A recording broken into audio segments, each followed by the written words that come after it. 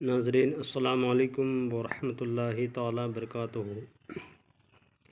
नाज़रीन उम्मीद करते हैं कि तमाम अहबाब खैर व आफियत से होंगे। अपने नाज़रीन के लिए जो मेरे चैनल से जुड़े हुए हैं उनके लिए मैं ख़ास दुआ करता हूँ कि रब्बे करीम जिसकी जो परेशानी है मौला सबकी परेशानी को दूर कर दे और सबको खुशहाल ज़िंदगी अता करे।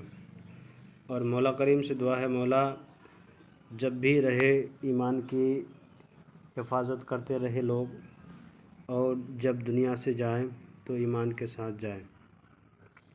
नाज़रीन ये नूरी अमल है आप लोगों के लिए हम लेकर के हाज़िर आए हैं। इस तरह का नक्शे आप बारहा कोई जल्दी पेश नहीं करता है। हमने बहुत ढूंढ और खोज करने के बाद इस नक्शे को लेकर के आप लोगों के सामने रखा है।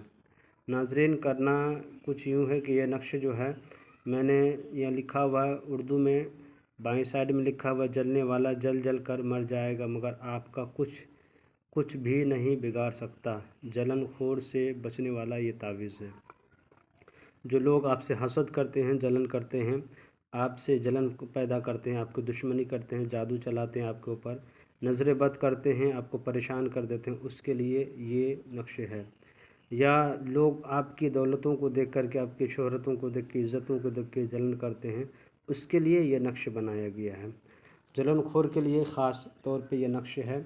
और जब ये नक्श आप बनाएं तो आप पाक साफ़ की हालत में बनाएं, बावज़ू की हालत में बनाएं। और इसको लिखते वक्त आपको क्या करना है कि आपको आयतुल कुर्सी का हिसार कर लेना है। हिसार करने के बाद उसके बीच में बैठ जाना है किबला रुख हो करके, तब इस नक्श को लिखने के लिए शुरू कर देना है। नक्श देखने में नाज़रीन आपको छोटा नज़र आता हो, छोटा कम लफ्ज़ का नज़र आता हो, मगर इसमें इतनी तासीर है कि इसकी ज़बान से जितनी भी तारीफ़ की जाए कम नज़र आता है। नाज़रीन चलिए हम बताते हैं नक्शे की तरफ। इस तरह के आपको खाने बना लेना है। बनाने के बाद जब सबसे पहले आपको शुरू में बिस्मिल्लाहिर्रहमानिर्रहीम यानी कि 786 लिखना है। यहाँ से नक्शे का चाल शुरू हो जाता है। यहाँ से लिखना मीम हा मीम दाल, दाल मीम हा मीम, हा मीम दाल मीम, मीम दाल मीम हा। इस तरह जब नक्शा लिख लिए तो आपका ये नक्श मुकम्मल हो गया। नाज़रीन जब मुकम्मल हो गया तो इस नक्शे को लिखने के बाद इसको करना क्या है कि इस नक्शे का आपको सदक़ा निकालना है। सदक़ा कैसे निकालेंगे कि कोई फ़कीर आए तो उसे इतना खिला दें कि उसका शिकम भर जाए, पेट भर जाए, या नहीं तो उस फ़कीर को इतना रकम पैसा दे दें कि वो कुछ ख़रीद करके अपना एक वक्ती की रोटी अच्छी तरीके से पूरे शिकम भर करके खा लें।